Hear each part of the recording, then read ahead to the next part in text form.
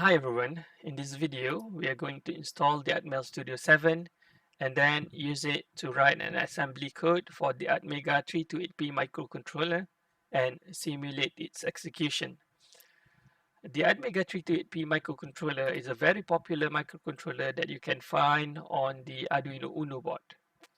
Okay, understanding how this microcontroller works would help you in understanding Arduino Uno better. Okay, to download the Atmel Studio 7, go to www.microchip.com/mplab/avr-support/atmel-studio-7. Okay, or you can just Google for Atmel Studio 7 and go to this website. Okay, to download the installer, there are several versions that you can choose from, either the web installer or the offline installer. I would recommend you to use the offline installer, as you can use this copy of the installer and install the same software on other computer. Click on the link to download the file, and once the download is completed, you should be getting a file called AS installer 7, and then full here means that this is an offline installer. To install the Atmel Studio 7, double click on this file and follow through all the instructions of the installer.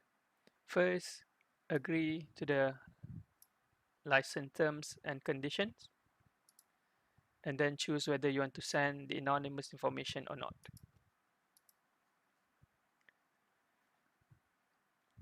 For the architecture, the Atmel ATmega328P is an 8-bit MCU, so you can either choose to install only the 8-bit MCU, or you can choose to install all of the architecture. And the extension, choose to install the Atmel software framework and example projects, and make sure that the system validation is all ticked. Okay, if you have a problem, then try to refresh or try to restart the installer. Then click next. Okay, read the important notes and finally begin the installation.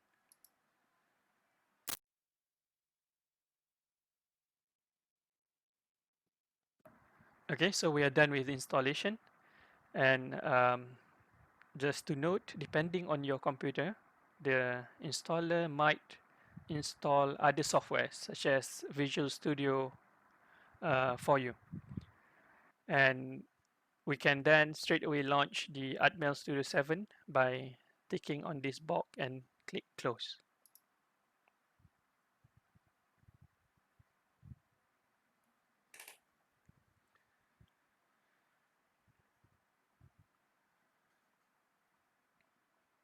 Okay, so once the Atmel Studio 7 is up and running, okay, you will be presented with this start page where you can discover Atmel Studio, or you can start a new project. Okay, let's begin by starting a new project. Okay, you can click here, new project, or you can go to File, New Project. Okay, and the project that we want to build is an assembler project. So choose assembler and choose AVR assembler project, and name your project whatever name that you want. I would like to name my project assembler ATmega328P, and then click OK.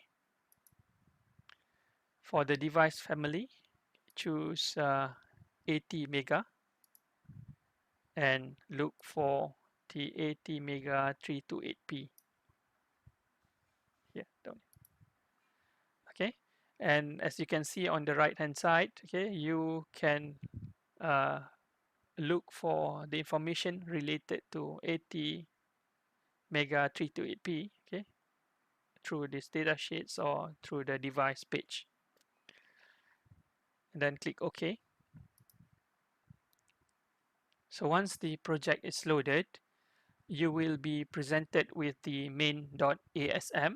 Okay, ASM stands for assembly, and inside this assembly file there is a very simple assembly code, 2 lines assembly code, and a label called start.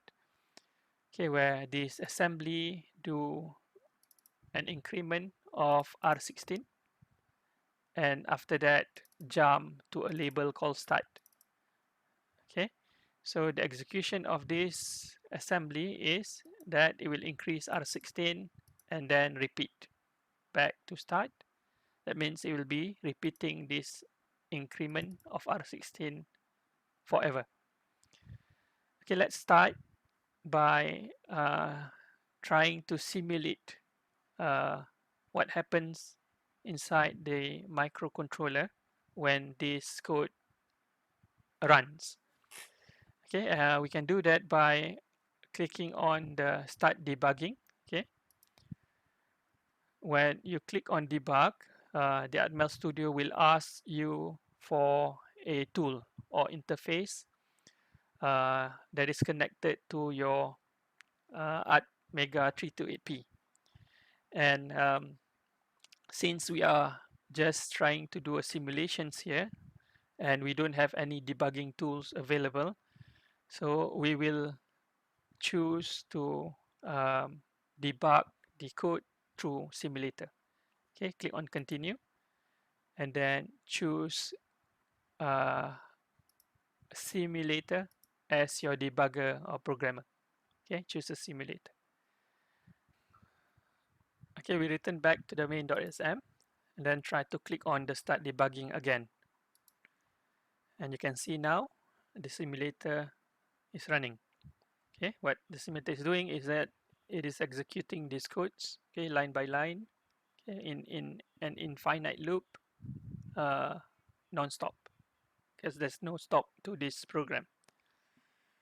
Okay, so next, what you want to do is to try to run the simulator, but instead of letting it to run continuously, we want to run the instruction. We want to execute the instruction line by line.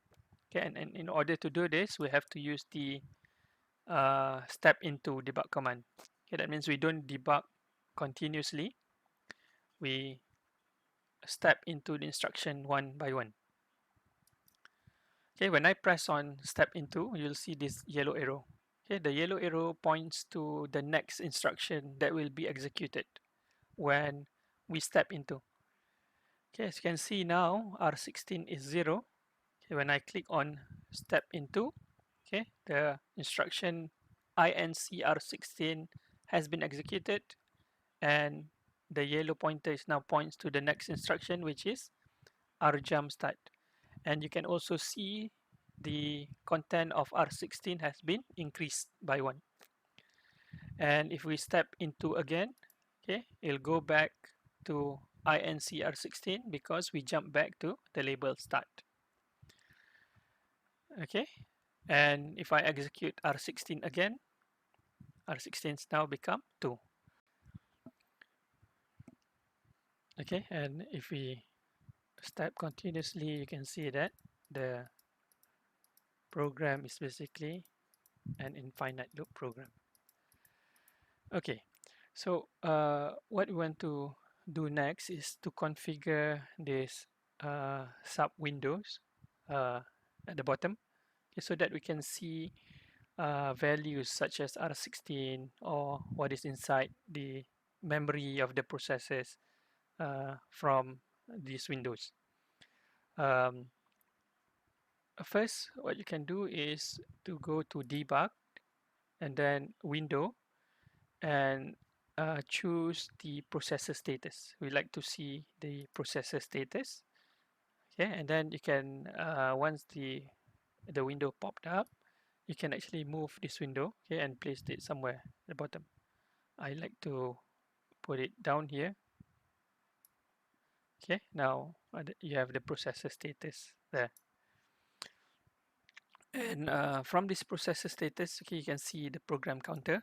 Okay, program counter is actually points to the instructions. Okay, if I step, in. You can see the program counter points to instruction 0.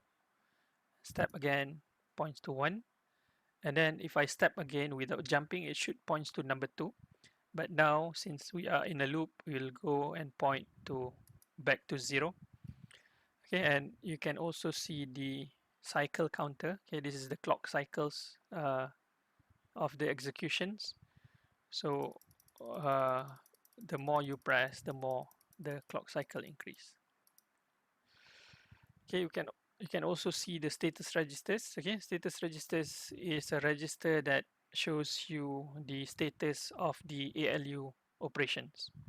Okay, depending on the flags. Okay, this depending on the operation that you execute, this flag will be configured differently. Okay, and then we also have the stack pointers that points to the stacked.